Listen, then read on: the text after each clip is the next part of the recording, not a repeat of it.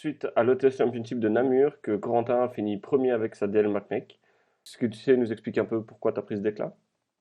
Yo, alors j'ai pris ce deck-là parce que déjà j'ai pas voulu jouer les caches.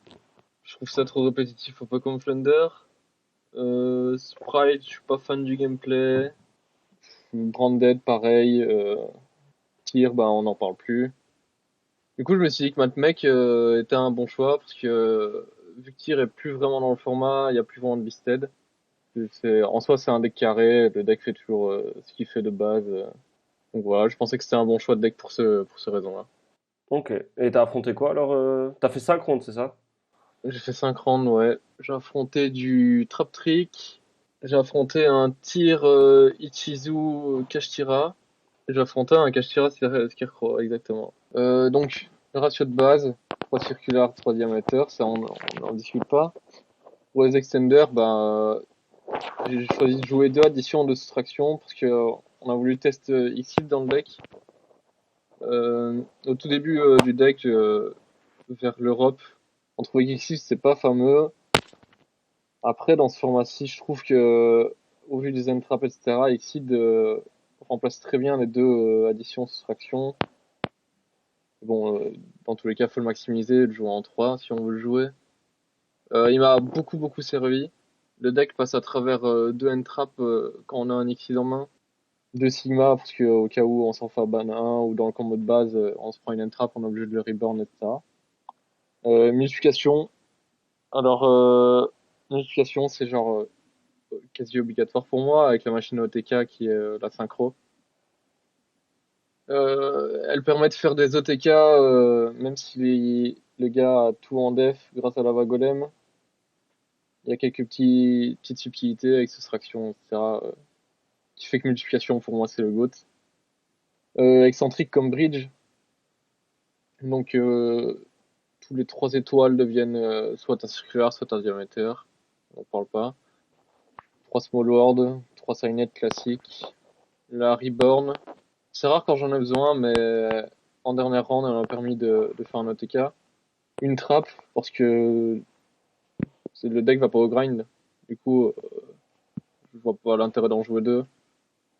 Les entraps, pour moi, c'est les meilleurs dans ce format. Mourner est discutable. Je savais pas quoi mettre et j'ai voulu la playtest. Donc 3 H, 3 imperm, 3 nib. Bah, ça couvre quasi tous les match-up du format. Nib est bien, mais pas, pas clutch non plus. Mourner m'a servi. J'ai mis Mourner à la place de Veiler parce que j'avais peur des shifters.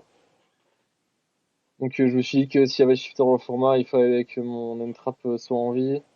C'est pour ça que j'ai pris Mourner à la place de Veiler. Book of Eclipse, meilleur staple.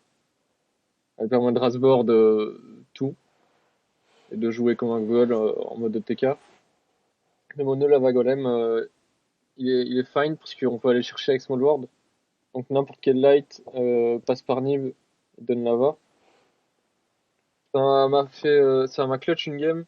Je jouais contre Traptrick, j'ai été tuto lava golem. Le mec a all-in son board parce qu'il savait que je l'avais en main. Du coup, je l'ai pas norme et je le TK derrière.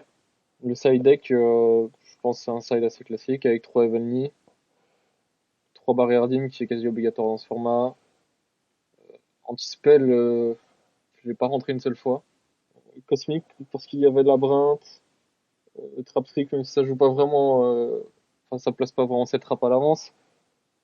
Toutes les petites cartes chiantes contre Kashtira, genre son terrain, sa magie continue, etc. Sont axées, bah, c'est fort dans beaucoup de match-up aussi. On va parler de l'extra. Donc l'extra, moi j'ai choisi de jouer à synchro. La synchro, je la trouve vraiment forte. C'est une machine à OTK, ça réduit le temps du duel vraiment beaucoup. Ça peut tourner autour de Nib, que le combo Access Transcode, etc. tourne pas vraiment autour de Nib. La synchro tourne autour. 2 à l'Aubertin, classique, à seule la place. Le choix est discutable, mais le troisième, on n'a pas vraiment besoin avec tous les breakboards qu'on a de base. Harry Rolling Mister et Fallen Tower, j'ai voulu essayer, mais pense que c'est la carte à cut. Avramax. Avramax, assez clutch parce que certains decks ne peuvent tout simplement pas le remonter.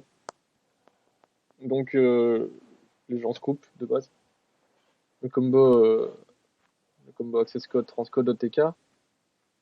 Un Splash, un Wicked, une IP, le combo Link Devote et le Link Goribo. Donc je pense que c'est un extra assez classique. Juste que Arrival m'a pas servi une seule fois et j'ai même pas pensé à le mettre une seule fois. Donc voilà, c'est tout pour la profile. GG en tout cas. T'as un petit mot pour la fin?